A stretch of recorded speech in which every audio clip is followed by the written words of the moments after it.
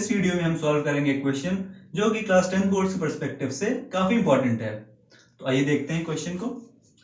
Given an array of numbers and a target number, print the index of the target number if present, otherwise print -1।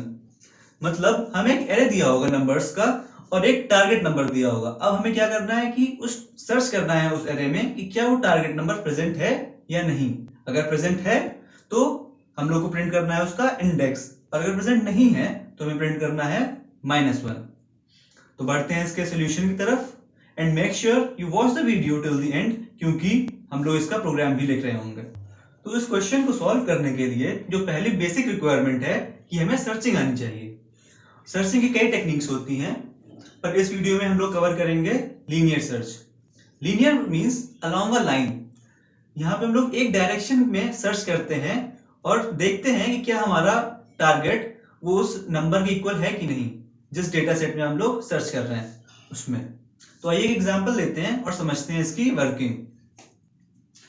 ये है हमारे पास array of numbers और ये है हमारा target value 22।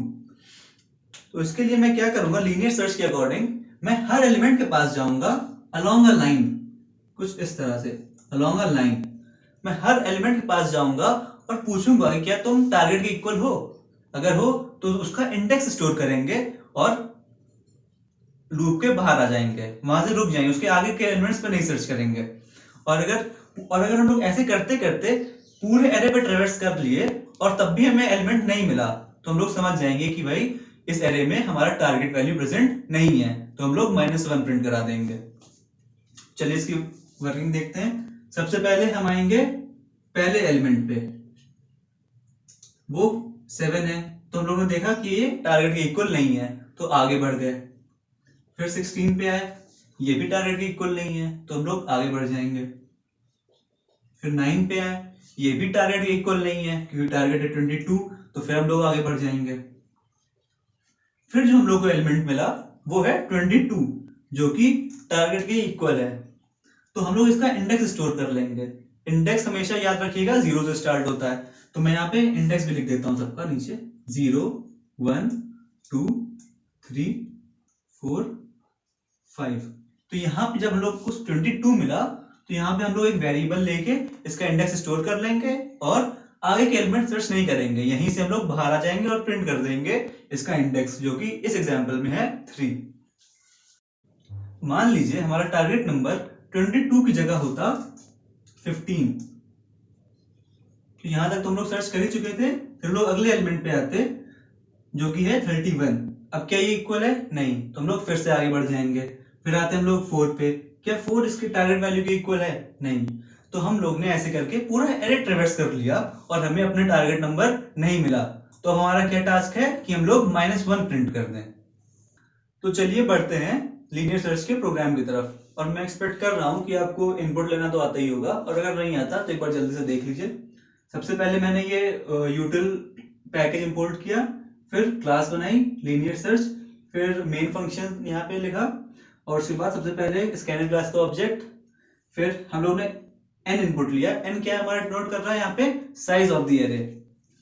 फिर हम लोग ने एक नया एरे बनाया, int a equal to new int, यहाँ पे हम लोग साइज लिखते हैं एरे का n।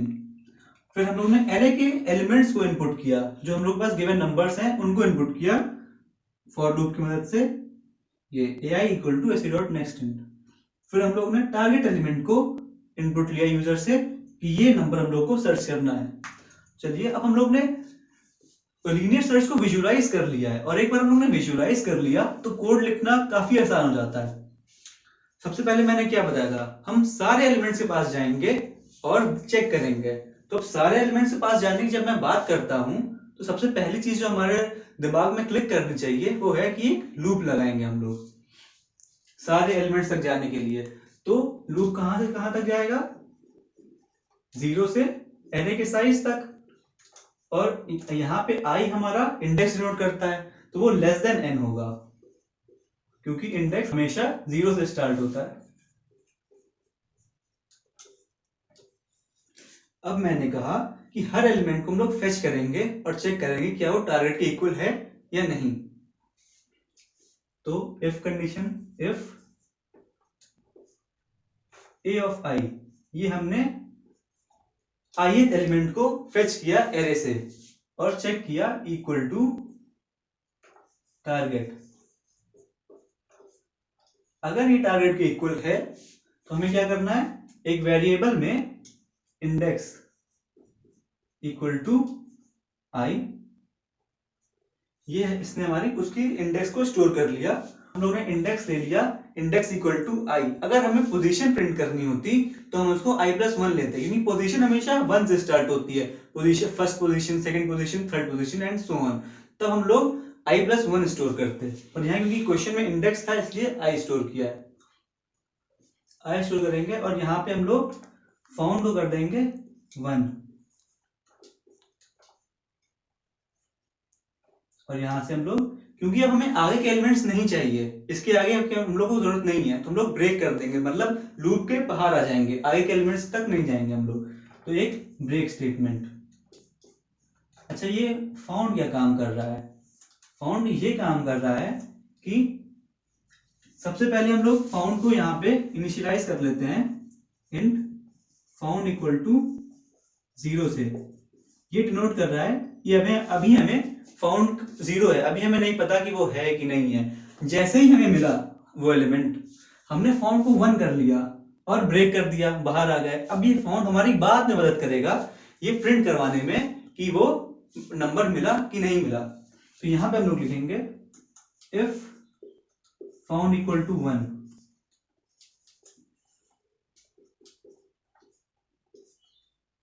तो हमारा क्या था, अगर फाउंड क्या डिनोट कर रहा है कि हमें मिल गया नंबर, तो हम लोग क्या प्रिंट करेंगे, इंडेक्स उसका, system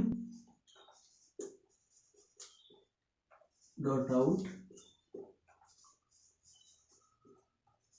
dot print line idx index else. Else मतलब एल्स में क्या है, हमारा पूरा एरे हम लोग ट्रेवर्स कर चुके हैं और फिर भी हमें एलिमेंट नहीं मिला, मतलब फाउंड हमारा 0 ही रहा होगा, क्योंकि कभी ये कंडीशन ट्रू नहीं होगी और फिर कभी ये कंट्रोल यहाँ आएगा ही नहीं, तो फाउंड 1 भी नहीं होगा, फाउंड 0 ही रहेगा। तो यहाँ पे हम लोग प्रिंट कर लेंगे system dot out dot print line -1।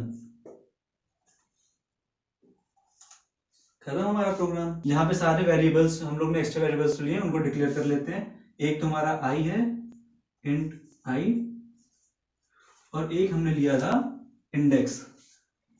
Index हम लोग भी 0 से इनिशियलाइज कर लेते हैं, बाद में वो चेंज हो ही जाएगा। तो जहाँ मैं क्लास को भी यहाँ पे क्लोज कर देता हूँ यहाँ पे, तो ये हमारा हो जाता है पूरा प्रोग्राम। चलिए अब हमने जो कोड लिखा था उसको ड्रैगन करके देखते हैं और अच्छे से समझ में आएगा।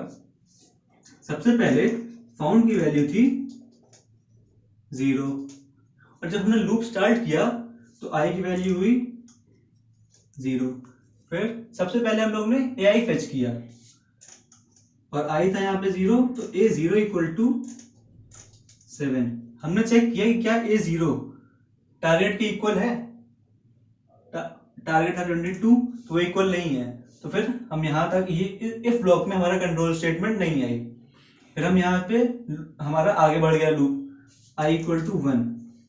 फिर हमने देखा a ऑफ 1 16, क्या a ऑफ 1 टारगेट के इक्वल है, नहीं है। फिर हमारा लूप आगे बढ़ गया i इक्वल टू 2 और a ऑफ 2 इक्वल टू 22। अब जब a हमने चेक किया कि a ऑफ 2 यानी 22 टारगेट के इक्वल है, तो हमें मिला कि हाँ इक्वल है, तो हमारा कंट्रोल आ गया इफ ब्लॉक के अंदर। यहाँ पे इंडेक्स में हम लोग ने i की वैल्यू ली, तो हमारा इंडेक्स क्या हो गया, अब i क्या था, i 2 था, तो इंडेक्स की वैल्यू हो गई 2। फाउंड को हमने कर दिया 1 और ब्रेक कर गए। और फिर ब्रेक स्टेटमेंट से क्या हुआ कि कंट्रोल यहां से सीधे बाहर आ गया लूप के। हम लोग ने आगे सर्च नहीं किया कि हमें मिल गया, हमारा टास्क कंप्लीट हो गया है। फिर हमने सर्च किया यहाँ पे क्या फाउंड 1 है, तो हमने देखा फाउंड 1 है, क्योंकि हमें मिल गया था तो फाउंड 1 कर दिया, इसीलिए हम लोग ने फाउंड का यूज समझिए यहाँ पे, इसीलिए हम लोग ने फाउंड वेरिएबल लिया था कि हम लोग को बाद में मदद करेगा। तो फाउंड 1 हो गया तो हम लोग ने प्रिंट कर दिया इंडेक्स क्या था 2। तो मतलब और हम लोग इसको ऐसे भी लिख सकते थे यहाँ पे कि target number found at index equal to IDX, ऐसे हम लोग पूरा स्टेटमेंट करके भी लिख सकते थे। वो क्वेश्चन पर डिपेंड करता है, वो आपको हमेशा आउटपुट देखना पड़ेगा क्वेश्चन में कैसे उसको डिमांड है, क्वेश्चन की क्या डिमांड है। तो यहाँ पे क्योंकि क्वेश्चन लिखा था सिर्फ हमें इंडेक्स प्रिंट करना है, तो हमने सिर्फ इंडेक्स प्रिंट कर दिया जो कि है 2। सो आई होप आपको लीनियर सर्च समझ में आया होगा। आपके कन्वीनियंस के लिए मैं इसका कोड की एक टेक्स्ट फाइल वीडियो डिस्क्रिप्शन में भी अटैच कर दूंगा। So thanks for watching, please like share and subscribe our channel, मतलब प्लीज भैया कर दो यार like share and subscribe, and मिलते हैं नेक्स्ट वीडियो पे। आगे हम लोग आगे भी इंपॉर्टेंट क्वेश्चंस करते रहेंगे।